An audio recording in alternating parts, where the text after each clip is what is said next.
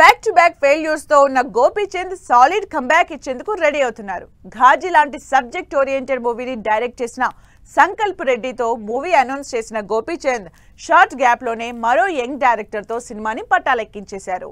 Hero Gopichand కు box office ను షేక్ చేసే సాలిడ్ కటౌట్ ఉన్నా సరైన కంటెంట్ మాత్రం దొరకడం లేదు. సక్సెస్ కోసం డిఫరెంట్ డైరెక్టర్స్ తో వర్క్ చేస్తున్నా హిట్ రిజల్ట్ తేడా కొడుతూనే ఉంది. దీంతో కథ ఎంపికలో గోపీచంద్ ఆలోచనలో పడినట్లు తెలుస్తోంది.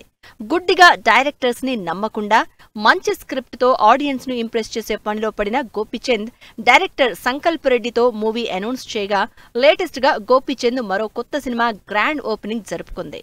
మార్చిలో డైరెక్టర్ సంకల్ప్ రెడ్డితో సినిమాని స్టార్ట్ చేసిన గోపీచంద్ మరో కొత్త సినిమాని పట్టాలెక్కిస్తున్నారు. యంగ్ డైరెక్టర్ కుమార్ వెల్లంకితో చేస్తున్న సినిమా పూజా కార్యక్రమం ఈ గురువారం గ్రాండ్ గా జరిగింది. ప్రొడక్షన్ నెంబర్ 39 పేరుతో ఓపెనింగ్ జరుపుకున్న ఈ సినిమాలో గోపీచంద్ కు జంటగా మలయాళ నటి మీనాక్షి దినేష్ హీరోయిన్ గా నటిస్తున్నారు. థ్రిల్లర్ బ్యాక్ డ్రాప్ లో తెరకెక్కబోతున్న ఈ సినిమాను శ్రీ వెంకటేశ్వర సినీ చిత్ర బ్యానర్ పై ప్రొడ్యూస్ చేస్తున్నారు BVSN ప్రసాద్. గోపీచంద్ కు ఒక్క హిట్ వచ్చి పడితే వెంటనే అరడజన్ ఫ్లాపులు వెంటాడుతున్నాయి. 2014లో వచ్చిన లౌక్యం తర్వాత మరో హిట్ సినిమా తన ఖాతాలో పడలేదు. దీంతో ప్రజెంట్ చేస్తున్న ఈ 2 సినిమాలపైనే భారీగా ఆశలు పెట్టుకున్నారు గోపీచంద్.